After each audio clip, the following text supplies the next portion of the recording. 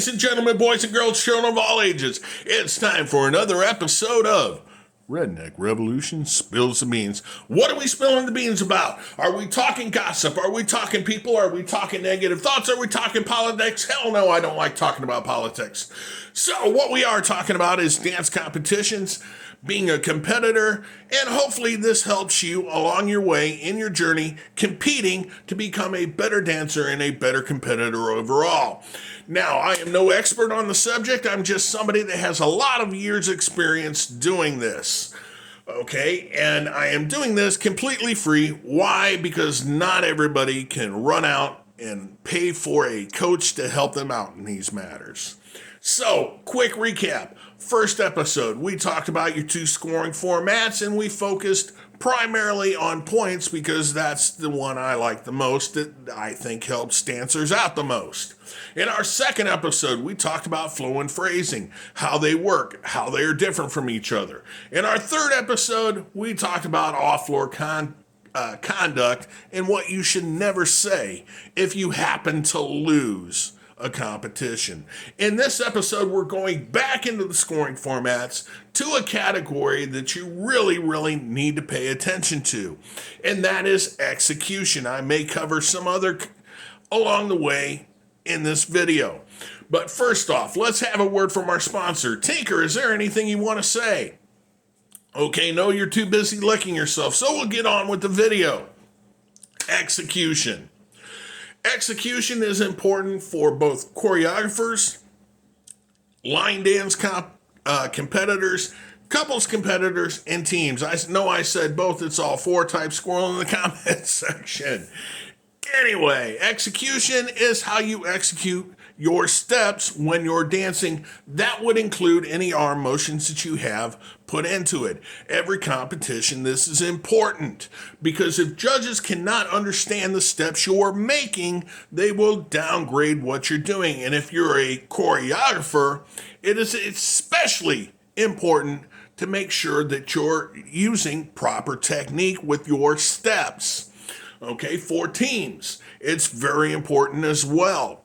A lot of competitions will have you write out your routine and give it to them so that they can understand what your routine is supposed to look like. When you're in choreography, a lot of times the judges panel will have a copy of your step sheets. It differs from competition to competition. So, kind of get with your event directors to find out if they do that because it is very important to your overall score. Now, when we're talking about execution, we're talking about your floor craft, your techniques, okay? Making sure that you're not opening your shoulder too wide when you're doing a break step. Of course, how I teach my people is if you're opening your shoulder really wide, that means you're doing a directional change or prepping for a turn. Okay, you don't want to do that because that can confuse the judges in the long run. Okay, well, you might be sitting there, I'm new to this. How do I start learning proper technique?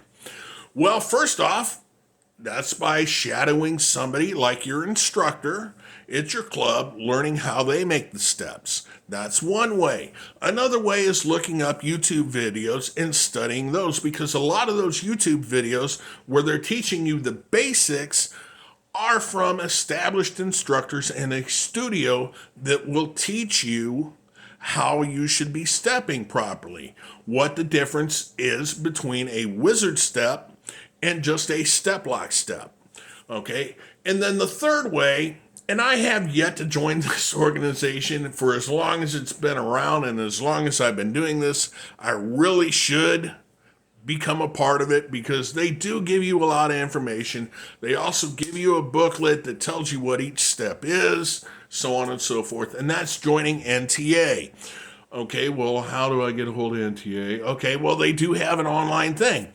Well, how do I get involved in NTA and learn all this stuff? Well, they do workshops at a lot of the events around the world. They will also help you if you want to become an instructor.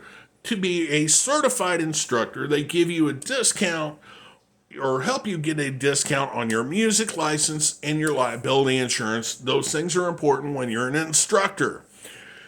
Overall, if you have no interest in being an instructor, they will help you learn your proper techniques. Okay, like I said, sometimes these are for free, sometimes they're not. And I do believe all NTA workshops are for free, but you do have to make an appointment to get tested and all that thing. I have to look deeper into that. Donna Caudell should be able to help you out with that. Just get in touch with her. You can find her on social media, so on and so forth, or at events. She can give you more information about it. NTA, there's your plug. Okay, so let's get on with it. Okay, well, everybody at the club says I'm a really, really good dancer. Why do I need to have good technique? Because technique not only shows you know what your steps are and the judges can see them correctly, but having proper technique helps avoid injury. Because people that don't have proper technique a lot of times end up fighting their own body mechanics and don't even realize it. And over a period of time, you end up with twisted knees, problems with your neck because you're always looking down, things of those natures. So having proper technique helps you when you're a competitor. And proper technique also helps you become an even better dancer. Now, all those people in the club may think you're the next thing since sliced bread, the most wonderful person on the floor. But then you find out when you come to these conventions and that there are people that are way better than you. And especially the big names in this business, because they have learned and put into practice proper technique. Okay? Proper technique is not always about your footwork. It is also about how you make your turns. Are you spotting them correctly? Are you looking to where you turn before you start your turn? That way you're traveling in a straight line when you're doing a turn. Let's say you're doing a rolling vine. Well, you want to look to where you're turning to.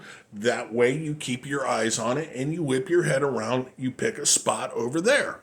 Okay, and there are classes and workshops at events a lot of times that will teach you these things and the proper techniques that you should be using. So that kind of gives you a brief synopsis of execution. Let's move on to another category, and I feel I should cover this, and that's your entertainment value. Now, there are a lot of people that are like, what is entertainment value? Why is that important?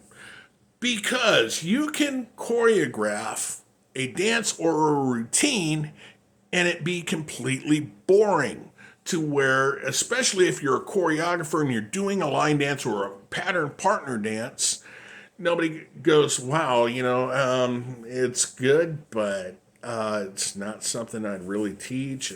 Music might be off, something of that nature. So you have to try and put hooks and everything else to make your dance look a lot better and make people want to do it.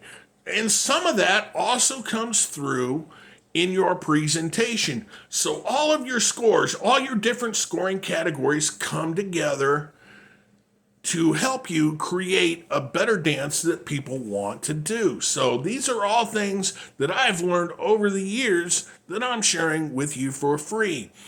Okay, our next episode, I am going to talk about something very, very important, and it is a new category in scoring that you really need to pay attention to when you are a choreographer. Okay, routine's kind of the same thing because you kind of have to give your name or your routines a name in the long run so you know which one you're doing. But this next video is going to be for choreographers, and the category is name of dance. So make sure you're watching for that next episode to come out. Get in contact with me if you have any questions, and we will catch you all later.